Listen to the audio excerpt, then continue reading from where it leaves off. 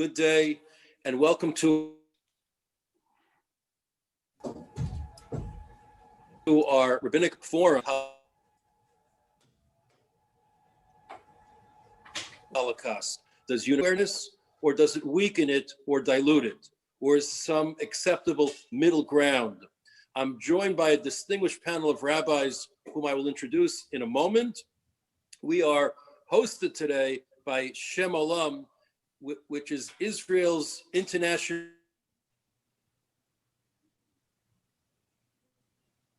museum and research into the spiritual struggle of Jews during the Holocaust. That's the focus of Shem Olam, highlighting individuals and communities through research, documentation, study days, workshops for adults and students, and trips abroad in the footsteps of the holy communities and the martyrs of the Holocaust. So much emphasis on what the Nazis did to the Jews, and not as much emphasis on how Jews responded, especially spiritually, during the darkest days of the Holocaust, and perhaps in our history as well. And through Shem Olam and the magnificent work of Rav Avram Krieger, its founder and director, the richness of the Jewish spirit and moral strength expressed during the Holocaust becomes a powerful resource for any life issue, which is really an appropriate way to introduce the topic. But first, our panel. I want to welcome Rav Yitzchak Adlerstein, the Director of Interfaith Affairs for the Simon Wiesenthal Center here in Jerusalem, and one of the editors of Cross Currents. Rav Neil Winkler, who's the Rabbi Emeritus of the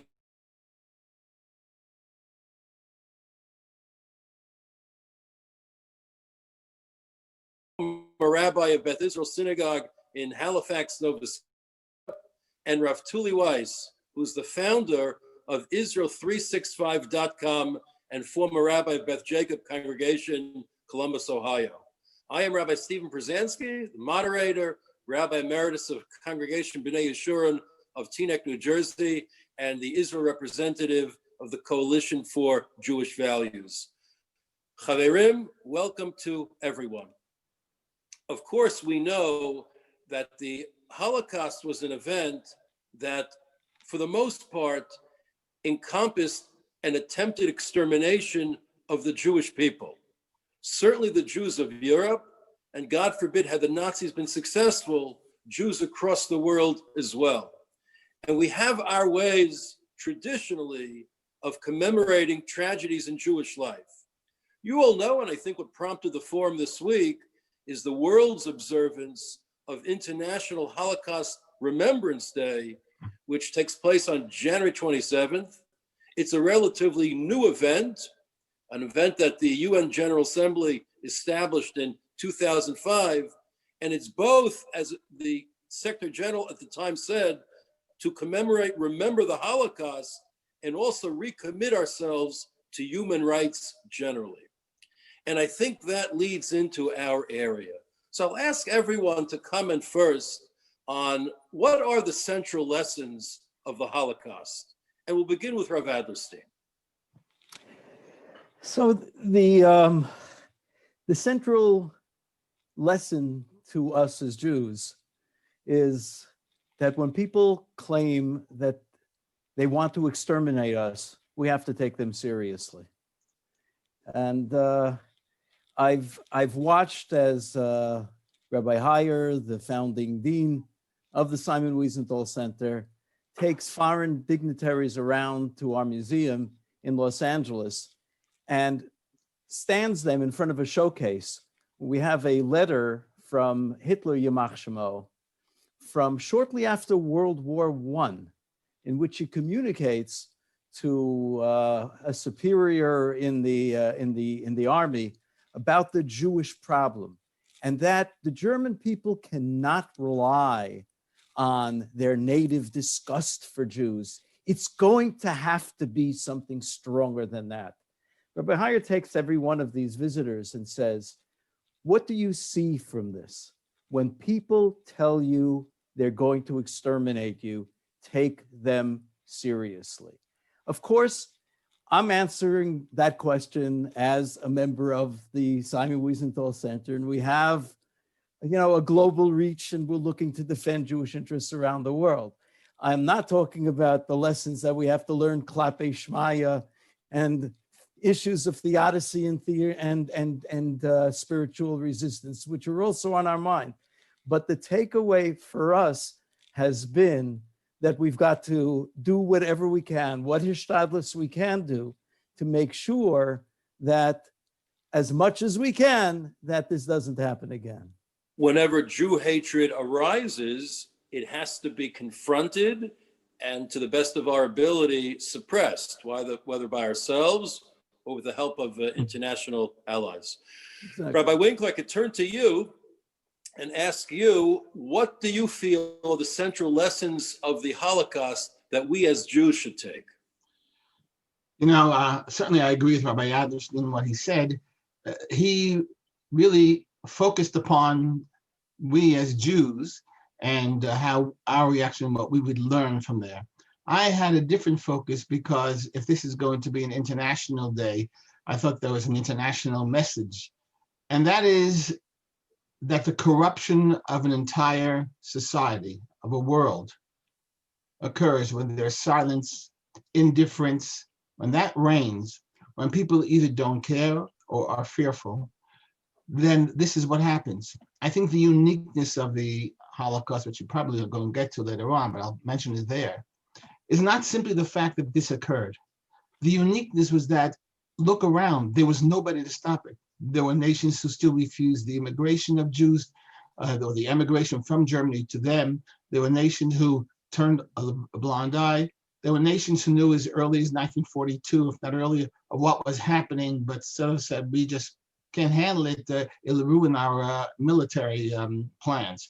So this is the type of thing that has to be taught to the world at large, that you cannot be silent when there is evil out there, because you become part of the evil.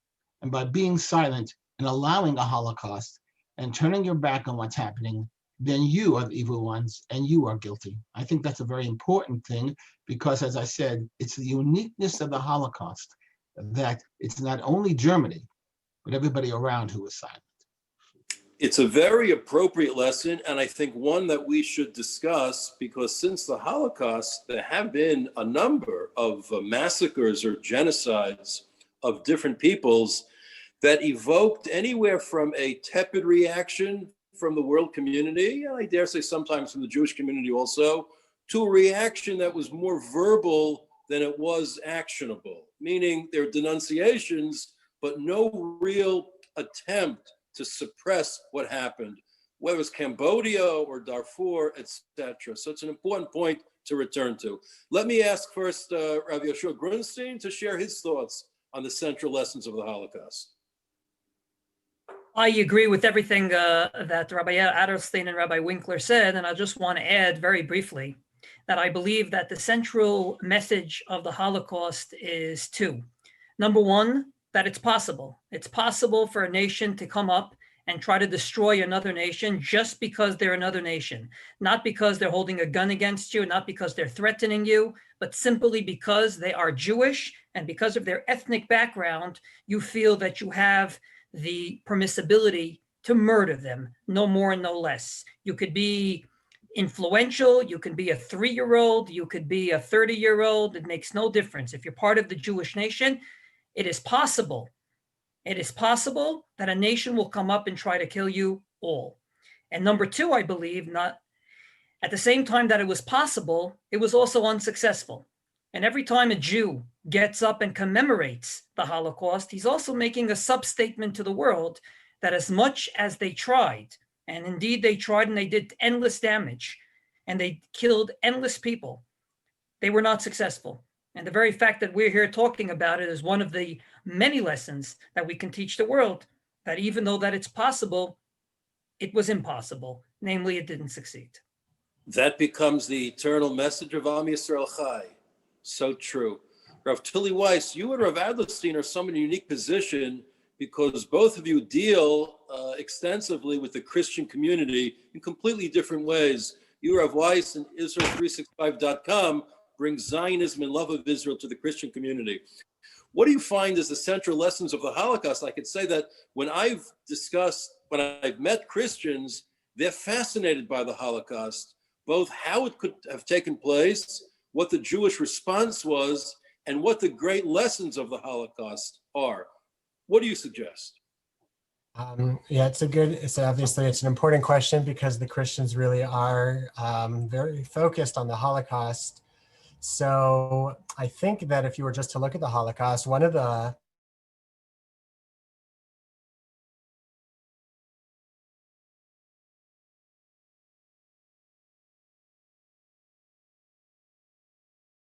never been greater in humanity, and no religion has ever suffered as much in one brief period in the Jewish people during the Holocaust. And so the Holocaust is evidence that God abandoned the Jewish people. After all, God says over and over again in the Torah that if you forsake me, I will punish you. So it's clear evidence that the Jewish people were punished, maybe even evident or proof that God abandoned the Jewish people. And I think that if that's where the story ended, that's the conclusion that I would draw as well. But we know that we have greater hindsight, and that's not where the story ends.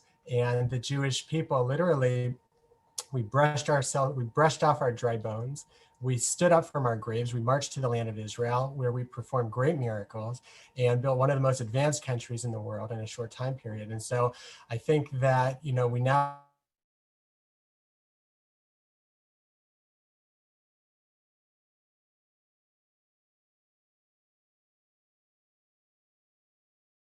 that a lot of Christians are coming to grips with, that on the one hand, much of history, like the Holocaust, seemed to be evidence that God abandoned his covenant with the Jewish people. He broke his promises to the Jewish people. And then with greater hindsight, when we see the big picture, that in fact, God did not break his promise, and God keeps his promises with Israel and with every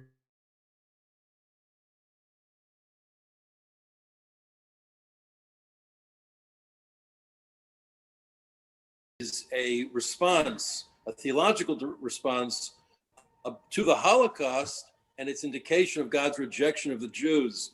And therefore, love of the state of Israel, support of the state of Israel should be the natural state of all those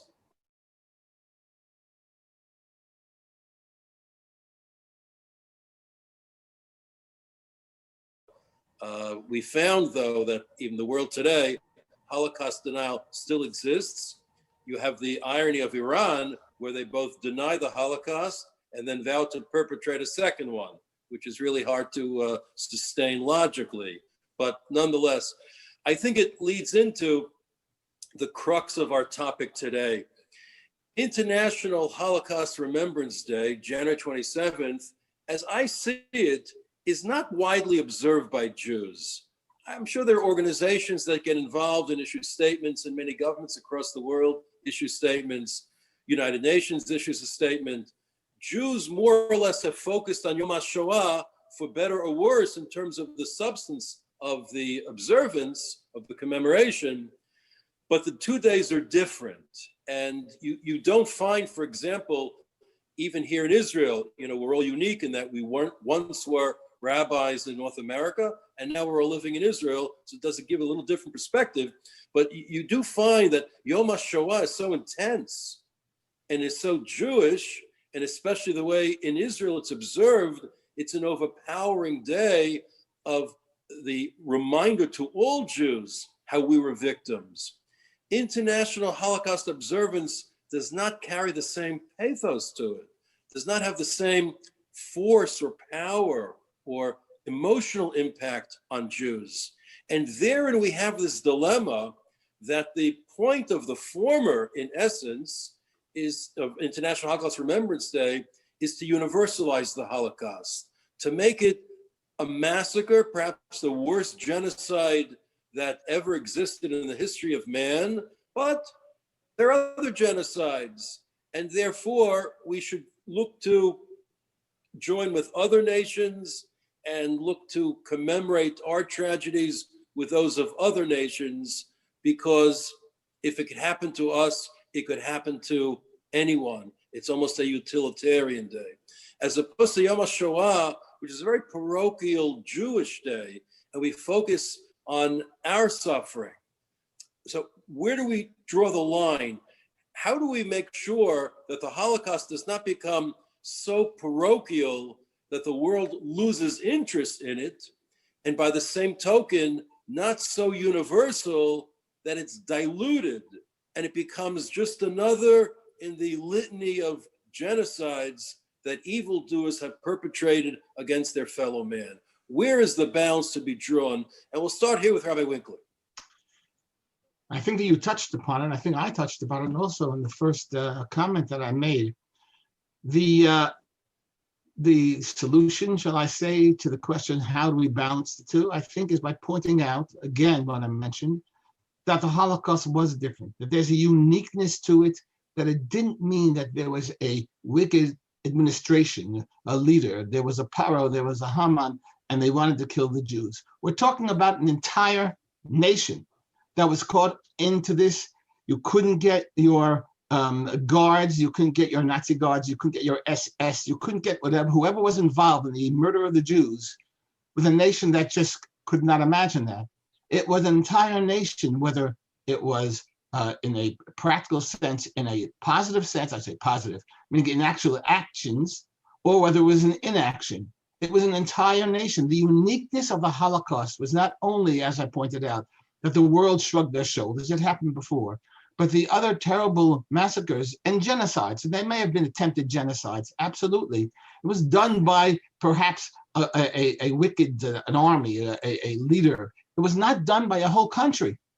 And a whole country, not only one country. When the Anschluss, when they marched into Austria, there was cheers. There was more than one country that were happy for it. This is something that's unique. Whether it was the Pol Pot in Cambodia, whether it was in Darfur, this was a terrible, terrible, even possible, I would call it a genocide. But it wasn't that all the nations around joined them. This is what happened in the Holocaust. And I think by educating them, yes, in this day, as opposed to Yom HaShoah, which is understandable in a Jewish state, where people there are second generation, first generation, or even still survivors, but rather for the world, understand the Holocaust, not simply because you say, gee, this is bad and we shouldn't be doing this, or we should be sensitized to it, but rather you have to understand the uniqueness of the Holocaust, and because of that, why it must be remembered. Not only are you angry at the people who were doing it, the governments that were doing it, but you also have to be upset over the fact that the people, the citizenry, the people were brainwashed, whatever you want to say. There was enough hatred that they had that it took it out that way. I think that's a very important point that makes this perhaps more unique than the other days, to understand the uniqueness of the Holocaust and therefore realize that just because you didn't do it or your government didn't do it does not mean that you are innocent. It means you have to be careful not to allow such a thing to poison the minds of a citizenry. I can reveal my own biases on this continuum of universalization versus parochialism. I tend to be much more parochial about this, about the Holocaust, and for reasons that you, Rav Winkler, expressed. Said another way, what makes the Holocaust unique was the industrialization of extermination, meaning you focused on the people in the state, but here you had every aspect of a society coalescing in order to exterminate an entire people. You had to mobilize not just people, but railroads and contractors and factory workers, and coordinate the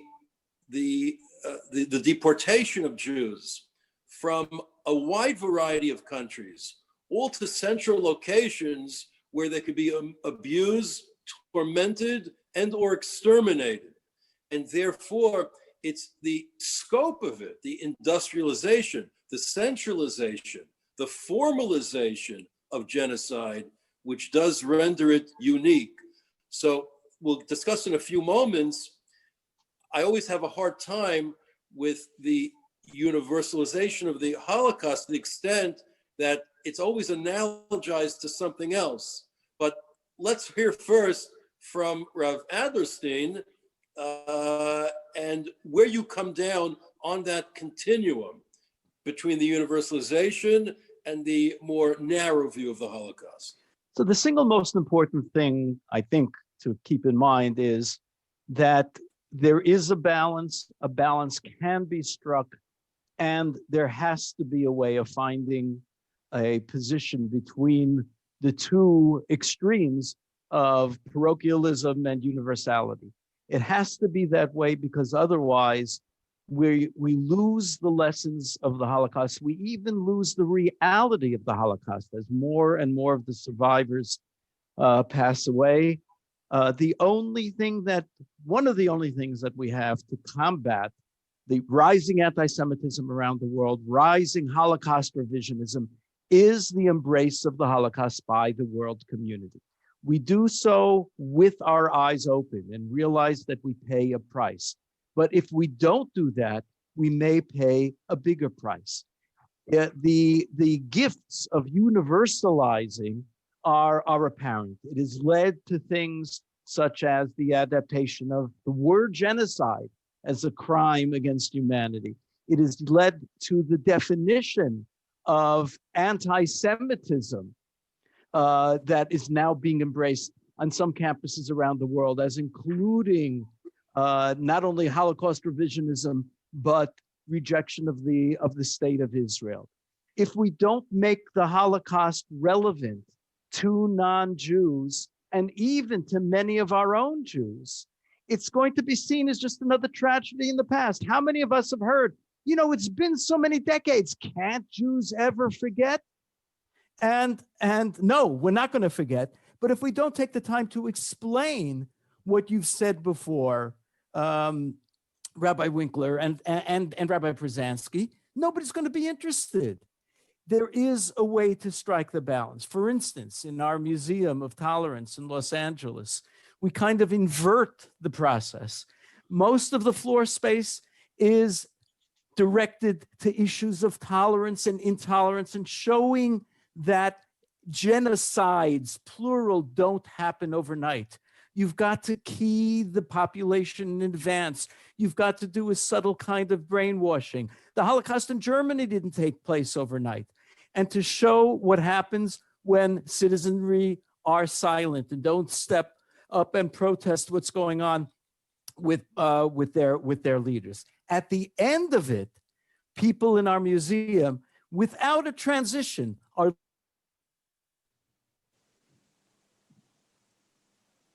genocides at its worst. When they emerge from that with the graphic depiction of everything that happened in the Holocaust, including the mechanization and the industrialization of it, no one can think that there wasn't something unique about our experience.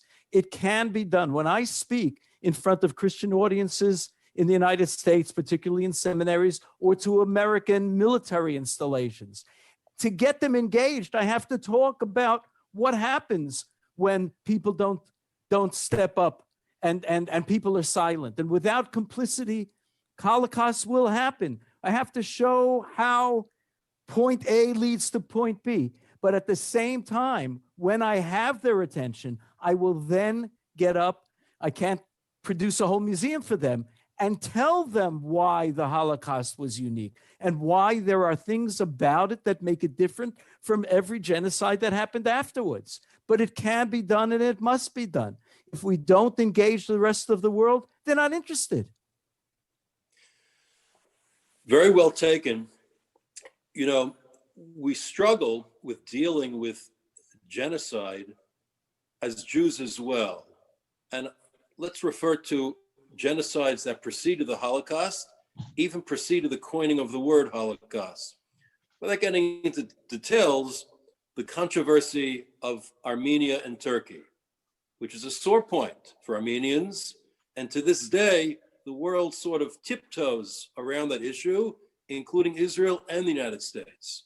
The Holodomor in Ukraine, where Stalin slowly starved 4 million, up to 4 million Ukrainians in the early 1930s, both points, by the way, noted by Hitler, the lack of response to the death of Armenians and the lack of response to the death of Ukrainians all emboldened him that the world would not care.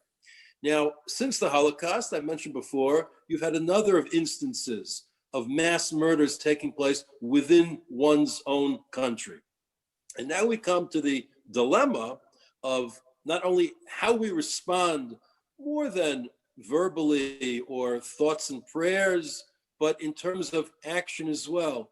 Rabbi Weiss, do you see that the world has learned anything substantive from the reality of the Holocaust that makes it to world leaders much more imperative, not just to decry what happens, but actually to take action to thwart or suppress what's happening?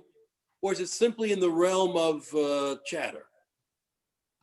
Well, I just wanted to get back to the question that everybody else took a position on as far as universalizing the Holocaust. Personally, I really don't have a problem with universalizing the Holocaust. I think that we've always been proud of our heritage, our universalizing our heritage. The Jewish people are meant to play that universal role in history's leaving Egypt from the bitter bonds of slavery towards freedom in the Promised Land. And we all know that in 1776, so the Continental Congress appointed Benjamin Franklin and John Adams, Thomas Jefferson, to make a seal for the new nation, the United States of America.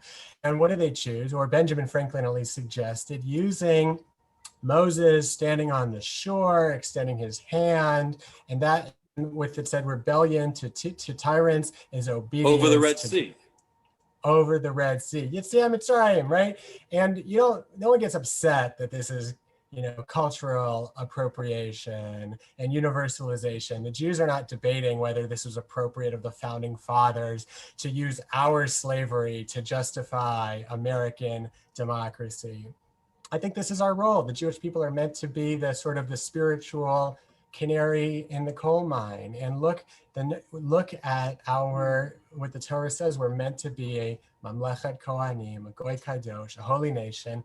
The Torah is meant not only for us, but for the entire world to study it and to relate to. I think that we should even encourage people to draw parallels with the Holocaust and to see that the Jewish people have to do more of a job recognizing that we have a universal role to play in history and in the world.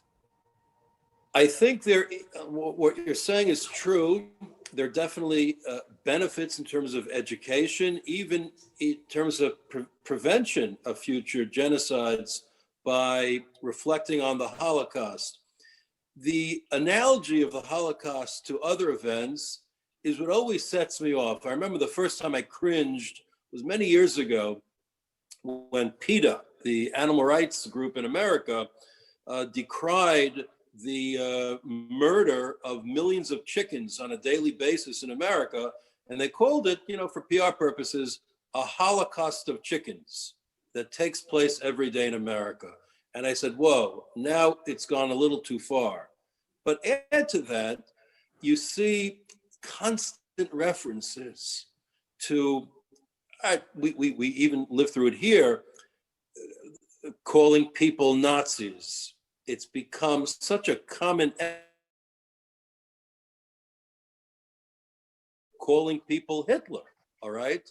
Which is, again, a very prevalent epithet against any world leader you don't like, as well as saying that the Holocaust is taking place in a variety of different places because there are events that are happening that you don't like, but they don't quite reach the level of gravity. They don't reach the magnitude of what the Holocaust represented. Certainly not the state and civilian involvement in the Holocaust. Rav Grunstein, where do you come down on the continuum, and how do you prevent the abuse of the Holocaust through analogy that might tend to happen if we are prone to the universality of the Holocaust? I think that in a world where as you said, Rabbi, there is a universality of the Holocaust. We have to go out of our way to explain why this was different, as the rabbis mentioned earlier. And if I can just give an analogy based on your former question. When I was a rabbi in Halifax, I admit that on a typical Sabbath, if the third of my synagogue was full, that was an achievement. But that was with Jews. Many non-Jews wanted to see how the Jews pray. And many a times you had a full synagogue, but not more than about 20, 25 Jews. And it's definitely much funner, quote unquote, to pray in a full synagogue. And as the rabbi, I had to obviously form lists of rules and regulations of how to invite in non-Jews. And at the end of the document, I wrote on one condition: all of the above is true if we don't dilute the Jewish experience of Sabbath in our synagogue. And that, I believe, has to be the key. We have to go out of our way. By the way, I've always found that the presence of even one Christian in a shul on Shabbat reduces conversation amongst the Jewish worshipers to a tremendous extent. We are on our best behavior, so we should make it normative to always have at least one Christian in a shul every Shabbat. That was part of I didn't want to put out the secrets of the trade, but Rabbi, you're 100% right. That was one of the reasons why I opened the doors. It definitely reduced a lot of talking.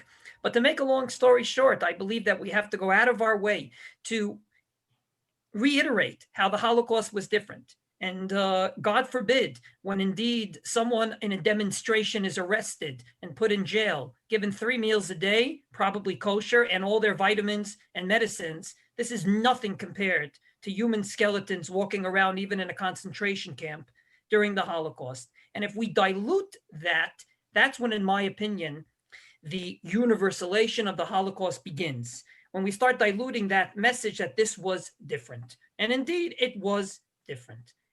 And someone wrote, yeah, I'm sorry, you can finish. No, go right ahead. I read somewhere, I read in the Wall Street Journal yesterday, someone wrote an op-ed, and they mentioned that a cute moniker for something that we've become accustomed to in the modern world, what he called the oppression Olympics. That different groups now vie with each other, competing to see who's the greatest victim of all.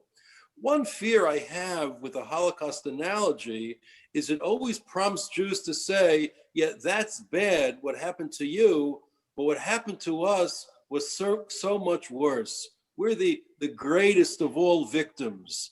So it just strikes me as unseemly to get involved in that type of competition, but nevertheless, it's amenable to this analogization of the Holocaust because you, of necessity, are comparing it to something else when the analogies are sometimes inapt, sometimes less than apt, and other times just comparatively not equal in scale or scope or drama.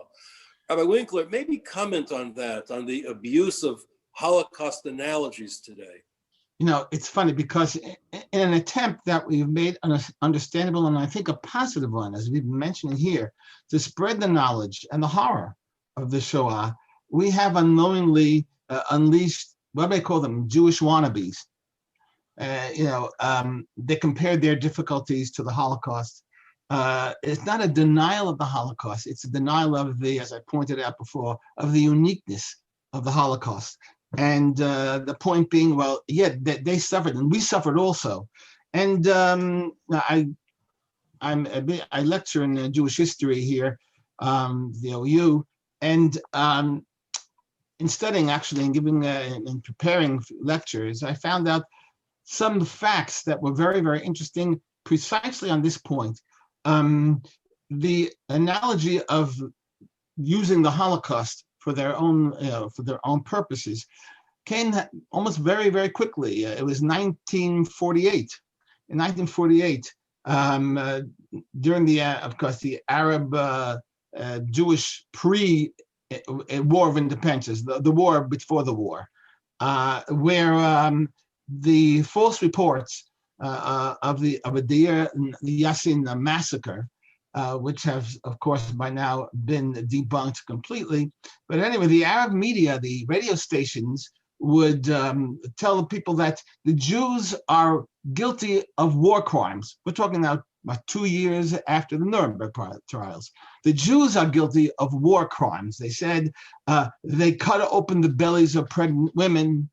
They slaughtered infants. This is exactly, of course, what the Nazis were accused of and were found guilty of. But they use now that the Jews did that now in their Yassin, because we are now the Jews and the Jews are now the Nazis. So it dates back to right after the Holocaust. We have a responsibility of not only, as I've pushed this idea of uniqueness, but also of teaching facts. I think that that's something very important without even getting emotional, if possible, about telling the story. There's so much ignorance. I hate to say, what percentage of Americans know what the Holocaust was? Certainly American school children, university people. How many of them know what the Holocaust really was? You know, when the survivors came here to Israel, it's a very difficult time for them, of course, they were survivors, but mostly because the Israelis who were here didn't want to hear about it. We know stories of people. I had a shul, the Young Israel of Fort Lee, where we had many survivors who actually built the shul for me, but they told us that they didn't start talking about their experiences until years and years and years later. That's true. Those who came to Israel found it more difficult. Israel had created the new Jew, not the Jew who was in a Holocaust, not the Jew who was in the ghetto. He's the Jew who was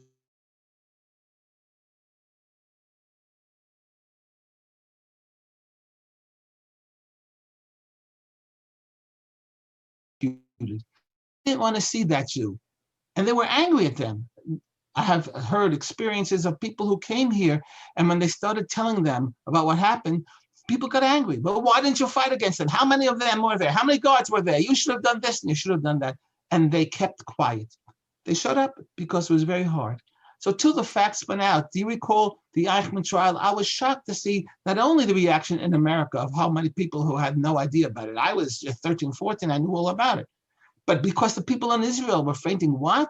You see the reactions. They didn't know. Knowing the facts of the Holocaust, there's so much ignorance about it.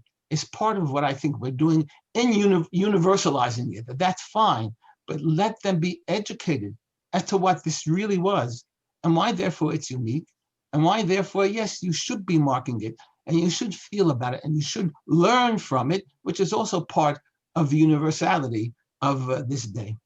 Reminds me what you say, that there were two catalysts for allowing survivors in Israel to express themselves. One is, as you say, the Eichmann trial, which riveted Israel. And then Israelis saw that it's not so simple just to, why didn't you fight back? It's not so simple. I mentioned, Agav, that Shem Olam shows the sacrifice and the inner strength, the nobility of Jews during the Holocaust in fighting back in ways that were not physical, but spiritual. The second catalyst, of course, was the Six-Day War, after which Jews no longer felt that the Holocaust projected the image of Jewish weakness. Now there was an image of Jewish strength. So that changed. Rav Adlerstein, the Simon Wiesenthal Center, runs, of course, you mentioned it obliquely, the Museum of Tolerance in Los Angeles. One is building in Yerushalayim. Now, when is that opening? Well, we got this. It would be open in about 6 months. As it is, I don't think we're projecting anything closer than 18 months from now. I see. I look forward to visiting, but certainly at the Museum of Tolerance, you're confronted with this issue of the universality, because the intolerance of the Holocaust should, through education, eventuate into the intolerance of any future genocide and the tolerance of all peoples.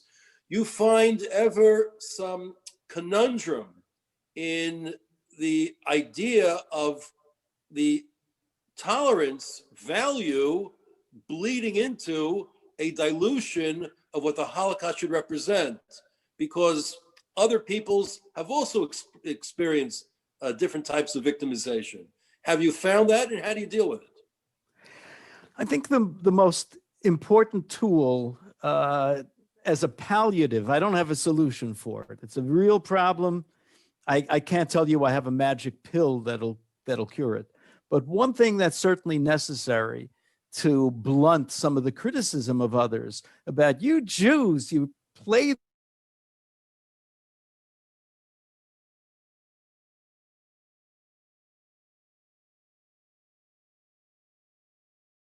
a podcast today. And that took place many decades ago between Simon Wiesenthal and Elie Wiesel. The two of them struggled for decades about whether we talk about the 6 million or the 11 million. And there were two reasons why Simon Wiesenthal from day one felt that we had to talk about 6 million Jewish victims and 5 million that he thought it was morally correct. In the camps that he was incarcerated in, it was not just Jews who suffered and died and made their way into crematoria. He saw it with other groups as well.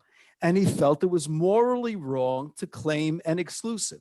He certainly felt that we had to stress, as all of us have said, the unique parts of the Holocaust. Elie Wiesel, for decades, had a rather testy relationship with Simon until, I can tell you, just before he was awarded the Nobel Prize, when suddenly he too came around and recognized that he now was being thrust into this role of moral leadership based on his beautiful writing about the Holocaust. He had to find a way to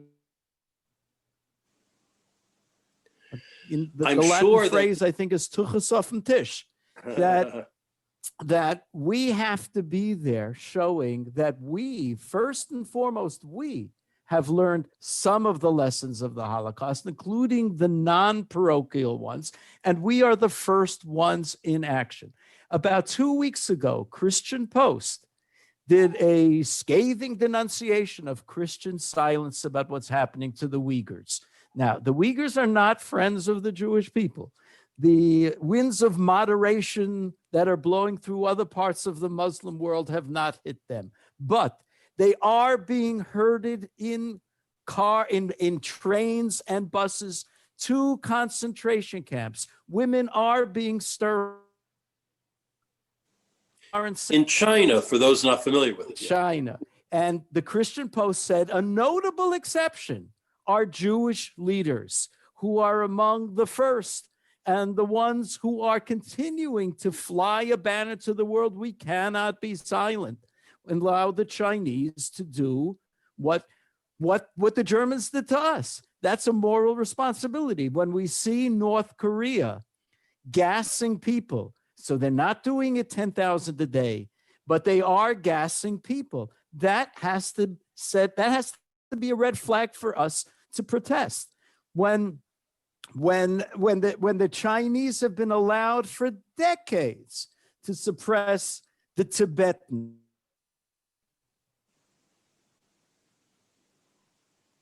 in Walmart, we have to be the ones saying we learned the lesson and we're here to be the moral voice of the rest of the world.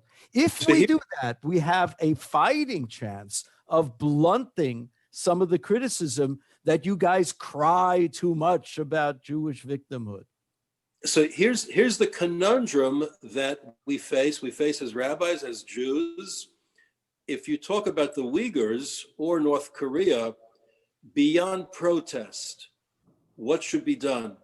Because in fact, we as Jews, so again, halavai, there should have been some international protest during the Holocaust, but protest alone is not going to solve the problem. It's not going to stop massacres in North Korea, nor is it going to stop the persecution of the Uyghurs. And there's a natural reluctance amongst the great powers to use military force to solve every conflict. I always ask this question. I ask it innocently, if I can ever be accused of asking any innocent question. But we always criticize Roosevelt for not bombing Auschwitz or the railways, or America or the Allies not militarily intervening directly in order to diminish the impact of the Holocaust.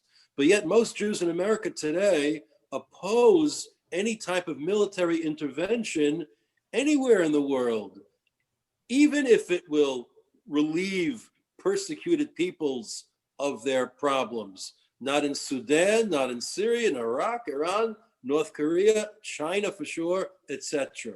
So beyond the protests then, what can be done, what can be accomplished by words if the powers do not want to engage in any deeds that are actually going to make a difference on the ground? And that reluctance is as true today as it was during the Holocaust. And if so, what then are the lessons? I'll ask Rav Grunstein. I agree with everything you said, Rabbi. I think the demonstrations alone didn't help then and don't necessarily help now. And even words and statements that we put out to the press, though we get some publicity out of it, I'm not so sure it helps. I believe that if we're serious about all the things that Rabbi Adelstein mentioned earlier, namely that we have a fighting chance not to be victims because we are the ones that say we demand military action here or there to relieve people from persecution, then I believe it has to become an issue when people are becoming elected, not just to say you're looking out for the Jewish needs, for the Jewish schools and synagogues, but are you going to advocate for military action against people that are persecuted? Because the Holocaust for us is a very real issue. We want to prevent it from ever happening again, first and foremost to the Jews, and God forbid to other people if it ever was even thought of. And I don't see that happening today. I don't see that when elections happen and when we really can make a difference, this is one of the issues. Just like it's an issue to ensure funding to the Jewish people, I think it has to be an issue that we stand up for what morally we as Jews learn from the Holocaust.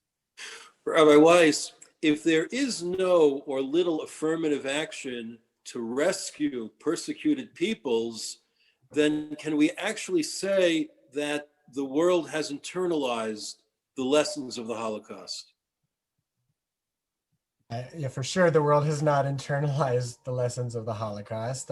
Because again, there's not necessarily one lesson of the Holocaust, and but I think that as the Jewish people, we have to understand the world. Why is it that, for example, people are making these cheap analogies to the Holocaust? Why is it that that PETA can have a PR campaign against the Holocaust, against chickens? And it's because that we're living in this attention deficit social media world that rewards the most ridiculous clickbaity headline. And I think that instead of focusing too much on the analogy, we should feel okay with the fact that these cheap comparisons don't damage the memory of the Holocaust as much as it really harms the fool who uttered the superficial analogy. And so these people, in fact, I believe, lose credibility by resorting to propaganda and lies.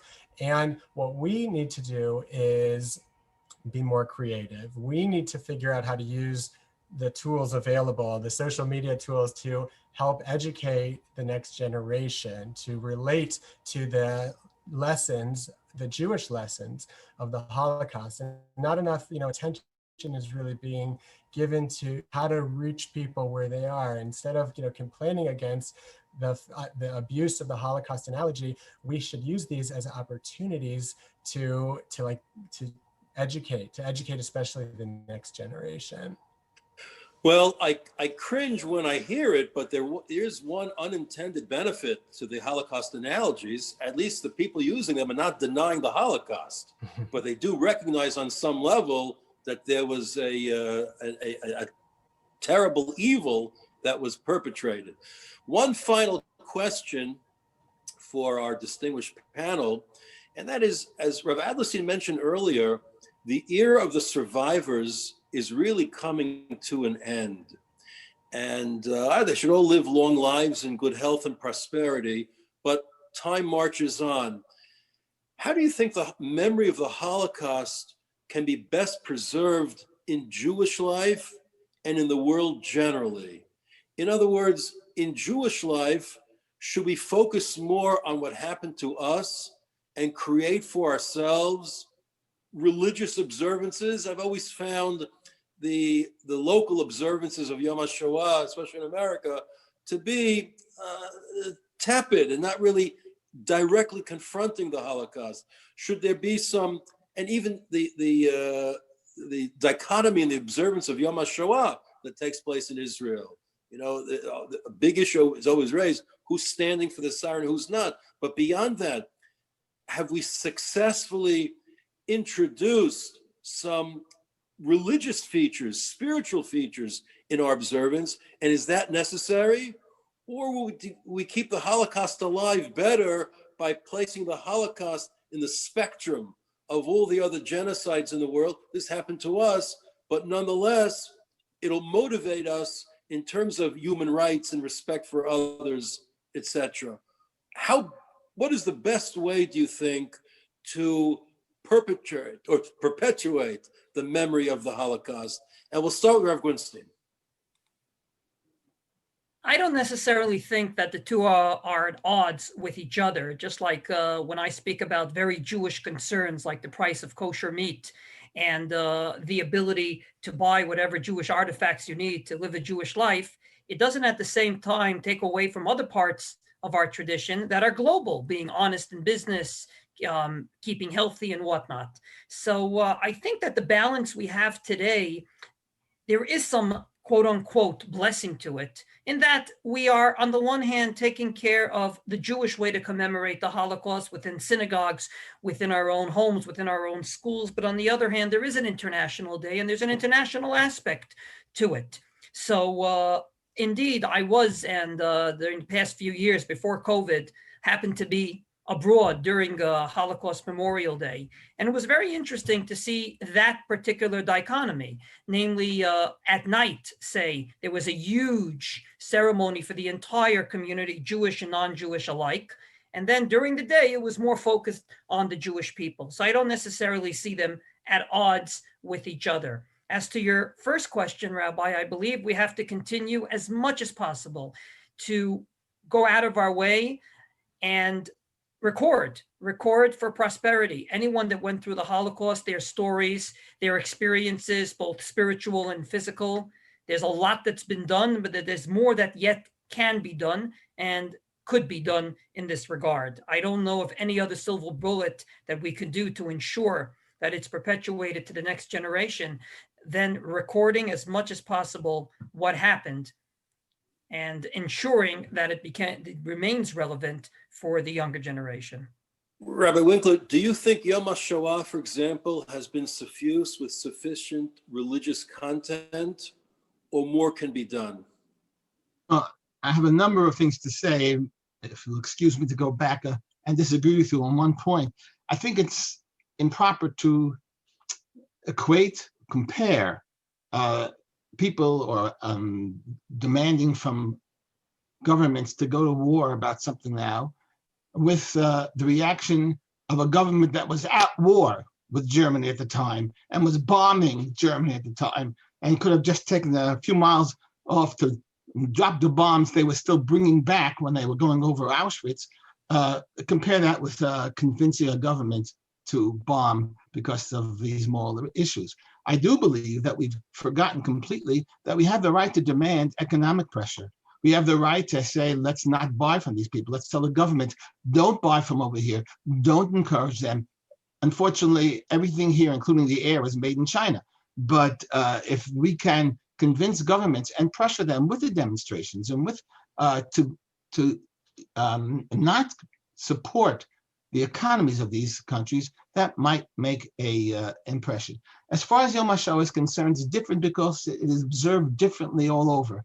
It's one of the most moving days for me here in Israel, but as a teacher, there are certain things you can and cannot share with children. What are you going to do within the children's level of how much can you teach them, how well will you teach them, and about what?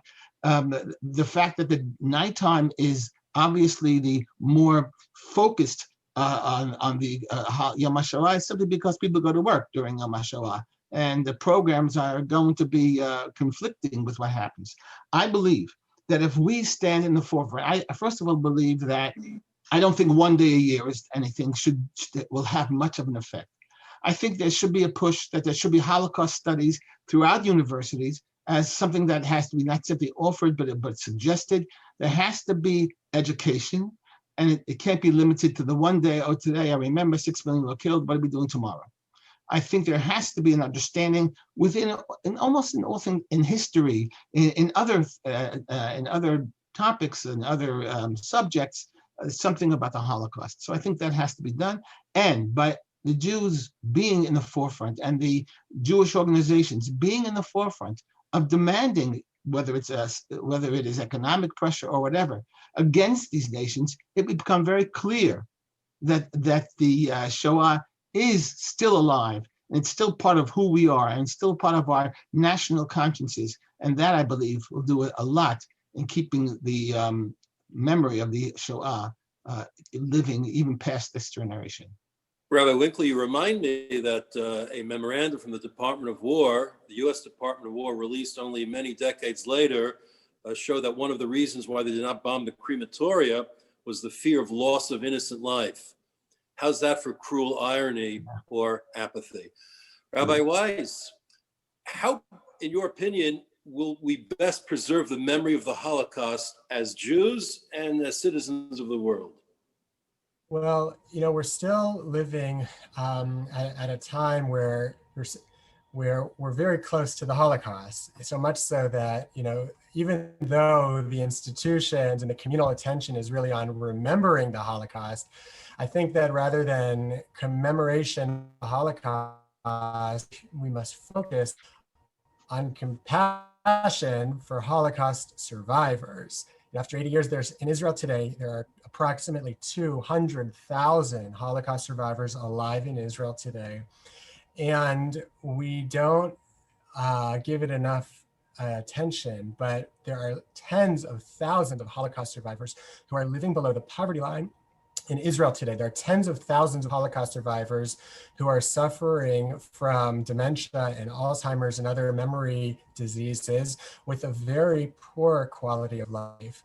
And we're, instead of focusing only on the memorials and the commemoration events, each of us has an opportunity and really obligation to show compassion, to give generously of our time and of our money to helping Holocaust survivors live their lives in dignity. There's a lot to be done in that regard.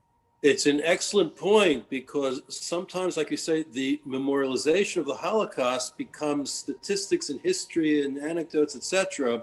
Right. But when you experience it through one person and the life of one person, it's much more real and much more evocative, and the impact that we feel is that much greater. And certainly helping them, assisting them financially, materially, psychologically, but also hearing their stories and making them realize that we cherish them.